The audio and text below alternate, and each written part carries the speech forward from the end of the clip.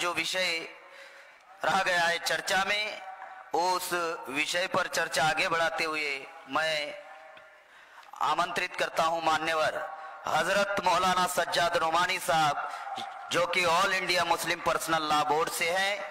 आपसे अनुरोध है कि जो देश भर से डेलीगेट साथी आए हैं उनको मार्गदर्शन आपके द्वारा होगा। हजरत मौलाना सज्जाद नोमानी साहब, all India Muslim personal law board.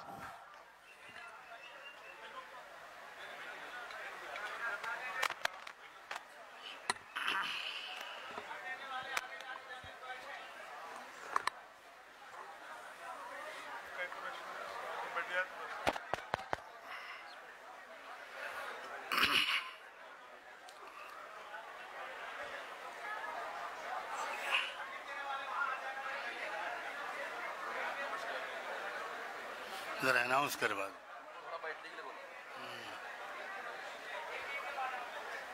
साथियों, सबका निधि लिया जाएगा। निधि लिए बगैर मेश्राम साहब, हाँ निधि लिया जाएगा। अभी आप लोग बैठ जाइए, चुपचाप शांत बैठ जाइए। सब लोग शांत बैठ जाइए। मान्यवर हजरत मौलाना सज्जाद नोमानी साहब अपनी बात रखेंगे।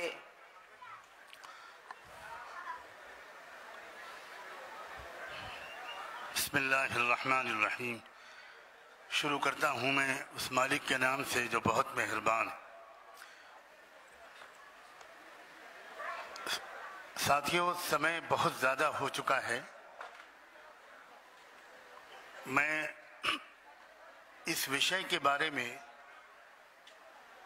जो इसकी हिस्ट्री है बाबरी मस्जिद के मसले की, और जो आर्कियोलॉजिकल पोजीशन है, वो दोनों आपके सामने बहुत अच्छे विस्तार के साथ, एविडेंस के साथ रखी गई है। पहले हमारे भाई नदीम, हमारे भाई गौतम साहब ने, और फिर अब प्रोफेसर विलास खरात ने।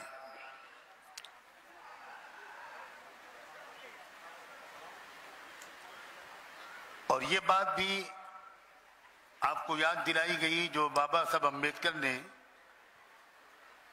किसी के दिमाग के बारे में कही थी कि ब्राह्मण ब्रेन के अंदर और भी कई ब्रेन होते हैं। उसमें प्याज की तरह आप अगर एक लेयर उतारेंगे तो दूसरी और निकलेगी, दूसरी उतारेंगे तो तीसरी और निकलेगी। और हमारी समस्याओं की बड़ी जड़ बुनियाद ये है कि हम उसके षड्यंत्रकारी दिमाग को और उसकी चालों को सही समय पर नहीं समझ पाते। बहुत दिन तक वो हमको मूर्ख बनाने में कामयाब हो जाता है, और जब बहुत नुकसान हो चुकता है तो कुछ कुछ समझ में आना शुरू होता है। इससे पहले कि मैं अभी भूलूं, एक बात जो हमारे प्रोफेसर विलास खरात साहब ने फैजाबाद के डिस्ट्रिक्ट कोर्ट के पांडे नामी जज के ताला खोलने वाले जजमेंट के बारे में कही थी, उसमें काला बंदर का उन्होंने तस्करा किया। शर्म आती है कि हमारे देश की जुडिशरी कहां, किस स्तर तक गिर चुकी है। जज साहब ने खुद लिखा है अपनी किताब में, जिसको कोट किया विलास खरात ने, कि मैं कोर्ट में बैठा हुआ था, यही एप्लीकेशन सामने थी ताला खोलने वाली, और मेरी समझ में नहीं आ रहा था कि मैं क्या करूं। फिर मैंने देखा कि मेरे कोर्ट के कमरे की खिड़की पे काला बंदर बैठा है, और उसे लोग खिलाने की कोशिश कर रहे हैं, मगर वो खिला नहीं रहा, मुझे घूर रहा है। तो मैं समझ गया कि वो मुझको ये आदेश दे रहा है कि जल्दी से एप्लीकेशन स्वीकार करो। बंदर बोल रहा है, ऑनरेबल काला बंदर। और ऑनरेबल काला बंदर के ऑर्डर पर डिस्ट्रिक्ट जज साहब ने जल्दी से ऑर्डर लिख दिया उसके बाद उठ के वो फौरन घर चले गए। जो बात विलास करात कहना भूल गए, और वो भी समय की वजह से, वो ये कि फिर काला बंदर उनके घर पे पहुंच गया। ये है हम कहां जी रहे हैं, क्या लेवल हो गया हमारे देश का। ये बात तो मैंने बीच में याद दिलाने के लिए कही, लेकिन मैं इन सारे जो हिस्टोरिकल और आर्कियोलॉजिकल एविडेंसेस हैं जो कहे गए यहाँ, वो और जो अभी बहुत बाकी हैं, वो उन सब का जिक्र न छोड़कर आज एक बात बहुत ही उम्मीद के साथ और यकीन और विश्वास के साथ आप सबसे कहना चाहता हूं। मंच पर जो इस वक्त कहकशां उतरी हुई है और जो इस वक्त बहुत ही सच्चे और बहादुर किस्म के जेन्युइन लीडर्स बैठे हुए हैं, इनको गवाह बनाकर आपसे कहता हूं, असल में हमको अपनी हर लड़ाई अलग अलग लड़ने के बजाय मिलजुल कर लड़ने का आज फैसला करना चाहिए। आज और अभी इसी समय आप सब खड़े होकर मेरे इस बात का समर्थन कीजिए। मैं आपसे निवेदन करता हूं, हम सबको अपनी तमाम लड़ाइयां मिलजुल कर लड़नी चाहिए। यही उद्देश्य है बामसेफ का, यही संदेश है भारत मुक्ति मोर्चे का। बैठ जाइए। बहुत बहुत शुक्रिया, बहुत बहुत शुक्रिया। अगर ये केस कोर्ट में शुरू से मुसलमानों और बुद्धिस्टों ने मिलकर लड़ा होता और अगर हमारे सिख भाइयों को भी उसमें शरीक किया होता, कैसी शानदार बात हमारे अभी सिख लीडर ने कही है। फिर एक बात भी उसमें से ऐसी नहीं है जिसको कोई झुटला सके। अगर हमने इस केस को शुरू से कोर्ट्स ऑफ लॉ में सबने मिलजुल कर लड़ा होता तो मैं नहीं समझता काला बंदर हो या लाल बंदर, किसी के होते हुए ये जजमेंट आ सकता था। हमें ये गलती भी स्वीकार करनी पड़ेगी, और गलती स्वीकार करने का मतलब है उसको सुधारना, भविष्य में सुधारना। ये स्वीकार करना पड़ेगा कि इस मंच के सज जाने के बावजूद और ऐसी अनथक मेहनत होने के बावजूद कि जितने मजलूम और पीड़ित और शोषित समाज के लोग हैं वो इकट्ठा हों, लेकिन कहीं ना कहीं हमसे कुछ कमी और चूक हो रही है कि हम अपनी बहुत निर्णायक लड़ाइयां भी अलग अलग लड़ रहे हैं। मुसलमानों ने इस केस को इस तरह लड़ा जिस तरह वो मुसलमानों का मसला है। मैं ये बारे में कहा जा रहा है कि मैं मुस्लिम पर्सनल लॉ बोर्ड का स्पोक्समैन हूं। अब मैं स्पोक्समैन नहीं हूं, मैंने स्वास्थ्य की वजह से रिजाइन कर दिया, लेकिन आज मैं इस मंच पर खुल्ला कह रहा हूं कि मैं मुस्लिम पर्सनल लॉ बोर्ड की एग्जीक्यूटिव कमेटी में पिछले 6 साल से ये बात कह रहा हूं कि इस केस को मुसलमानों को अकेले नहीं लड़ना चाहिए। और मैं इस बात की गवाही देता हूं कि जब मुस्लिम पर्सनल लॉ बोर्ड ने यह फैसला किया कि दीन और दस्तूर बचाओ तहरीक चलाओ, और ये फैसला किया कि खाली मुसलमान नहीं, क्रिश्चियन, सिख, SC ST के लोग, OBC के लोग, लिंगायत, माइनॉरिटीज, सारे मजलूम समाज के लोग इकट्ठा हों। और जब मुस्लिम पर्सनल लॉ बोर्ड ने उस सिलसिले में पहली मीटिंग बुलाई तो उस मीटिंग में सारे ही लीडर्स आए, सिख भाई भी आए, क्रिश्चियंस भी आए, बौद्धिस्ट भी आए, OBCs भी आए। वामन मेश्राम ने उस पहली मीटिंग में आकर क्या कहा, इन्होंने कहा कि हम 500 जलसे अपने खर्चे से, मुस्लिम पर्सनल बोर्ड के जलसे अपने खर्चे से करने को तैयार है। अभी जो गौतम भाई ने बात कही थी कि बुद्धिस्ट समाज की तरफ से 2018 में सुप्रीम कोर्ट में एक एप्लीकेशन दी गई, एक रिट पिटीशन डाली गई, और ये कहा गया कि इस राम जन्मभूमि बाबरी मस्जिद के केस में हम बुद्धिस्टों की बात भी सुनी जाए। 2 महीने के बाद या 1.5 महीने के बाद सुप्रीम कोर्ट में वो एप्लीकेशन या वो पिटीशन एडमिट भी हुई, एक्सेप्ट भी हुई, और वो उसको मुसलमानों वाले इस केस के साथ अटैक कर दिया गया और ये कह दिया गया कि इसको साथ सुना जाएगा। सुना एक दिन भी नहीं गया, और आखिरी दिन, एक दिन पहले उस केस को अलग कर दिया गया। और क्योंकि उनको उनको इसको हिंदू मुस्लिम मसला बनाना था। ये एक पॉलिटिकल मसला था, ये कहीं से न धार्मिक मसला है न कुछ है, ये पहले दिन से पॉलिटिकल मसला है। उनको ध्रुवीकरण करना था, पोलराइजेशन करना था, उनको एससी एसटी और ओबीसी को हिंदू बनाना था। इसके लिए वो 50 किस्म के हरबे इस्तेमाल करते हैं। और इसके बात को भी एससी एसटी समाज के लोग मानते हैं कि ज्यादातर लोग जो बाबरी मस्जिद को तोड़ने और डिमोलिश करने गए थे वो ओबीसी समाज के लोग थे, वो एससी एसटी समाज के लोग थे। लेकिन मैं श्रेय देता हूं और उम्मीद करता हूं कि ये काम आगे बढ़ेगा। ये जो अवेयरनेस पैदा करने का, एक जागरूकता पैदा करने का एक मुसलसल अनथक अभियान आप चला रहे हैं देश भर में, उसके नतीजे में अब तेजी के साथ मैं ऐसा देख रहा हूं ग्राउंड पर कि ओबीसी समाज के लोग भी ये कह रहे हैं कि हम गुमराह किए गए थे, हमको गलत बताया गया था। एससी एसटी समाज के लोग भी कह रहे हैं। इसलिए ऐ नौजवानों, आप सबको मैं ये बात आह्वान करता हूं कि अब आप इस बात पर जोर दीजिए और इस मंच पर यहाँ जितने लोग बैठे हुए हैं, खास तौर पर राष्ट्रीय अध्यक्ष वामन मेश्राम से मैं आप सब की तरफ से निवेदन करता हूं कि अब जो बुद्धिस्ट एप्लीकेशन सुप्रीम कोर्ट में, उस पर हमको पूरी तरह प्रेस करना है और मिलजुल कर कोशिश करनी है कि वो एप्लीकेशन सुनी जाए। सीनियर मोस्ट लॉयर्स को एंगेज करना है और मीडिया के सामने द्वारा देश के सामने ये बात लानी है कि ये मसला सिरे से हिंदू मुस्लिम था ही नहीं, ये तो एक ब्राह्मण षड्यंत्र था। वो दरअसल पूरी अयोध्या, एक वो जगह नहीं, पूरी अयोध्या बौद्ध विहारों से भरी हुई थी। वो बौद्धों का सबसे बड़ा केंद्र था।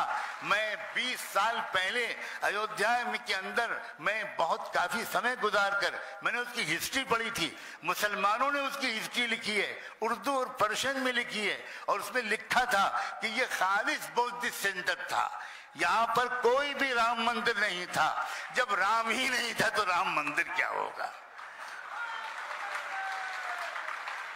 आप सोचो जरा, क्या आपके परिवार में अभी ऐसे सैकड़ों लोग नहीं हैं जिन तक अभी सही ज्ञान नहीं पहुंचा, जिन तक अभी सही इंफॉर्मेशन नहीं पहुंची?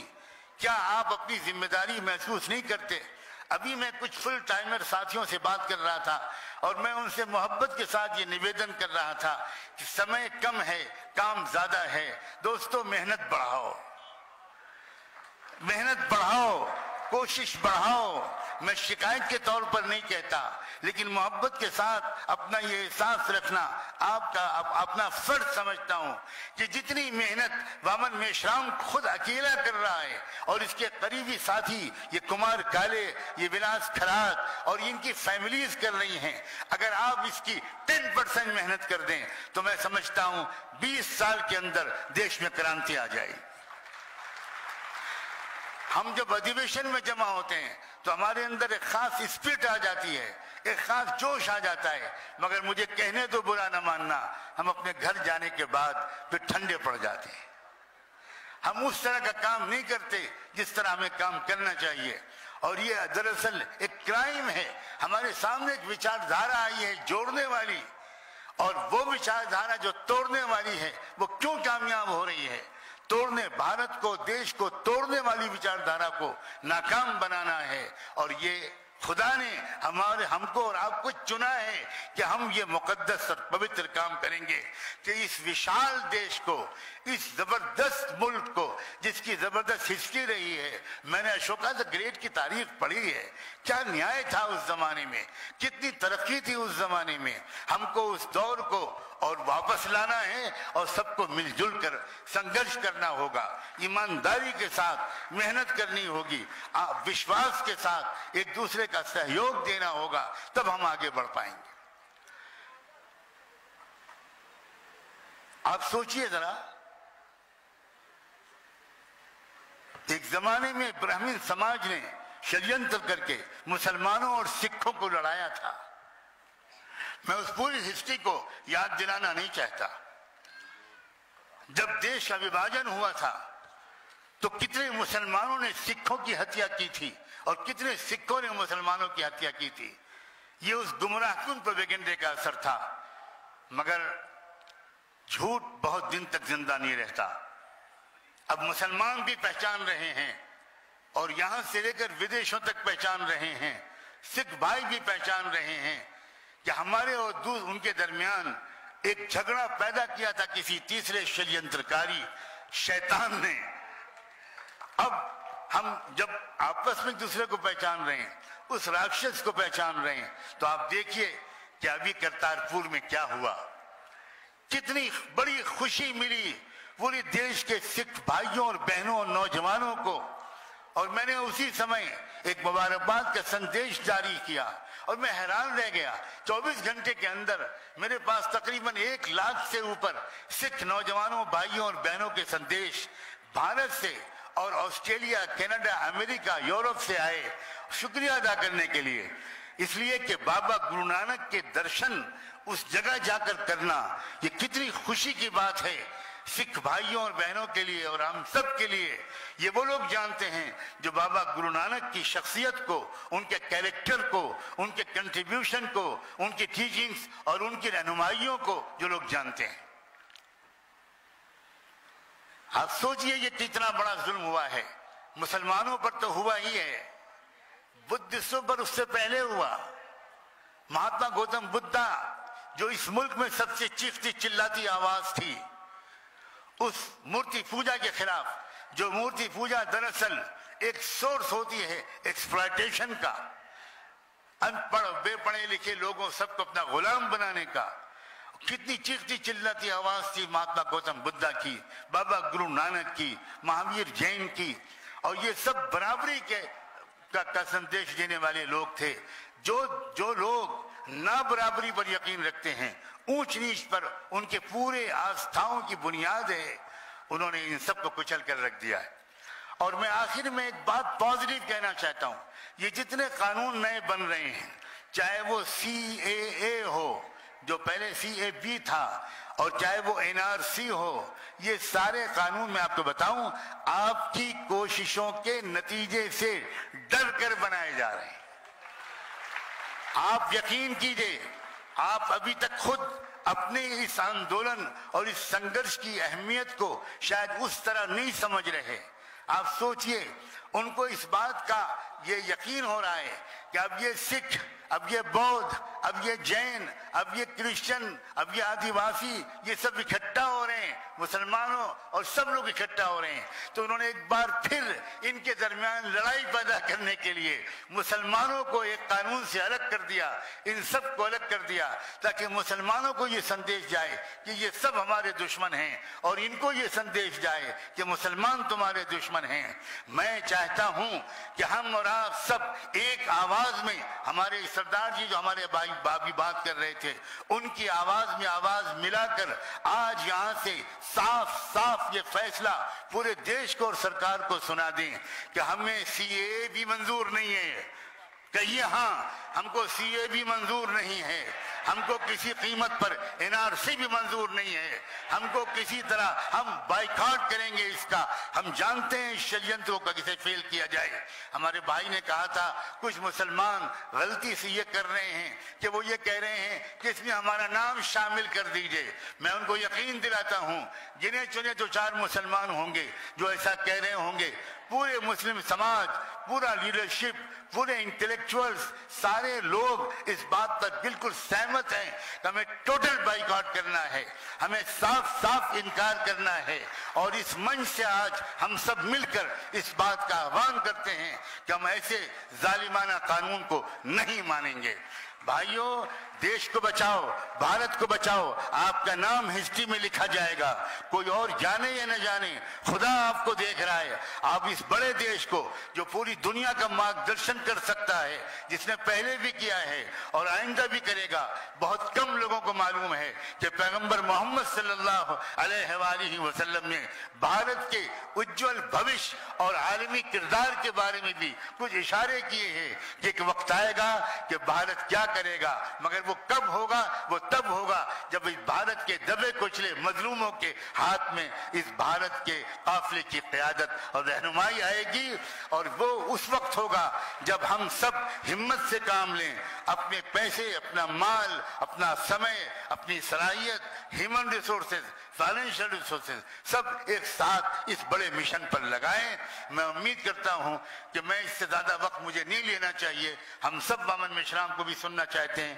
ये काफी समय हो चुका है, लेकिन आज आपने जो फैसला किया है, मैं उम्मीद करता हूं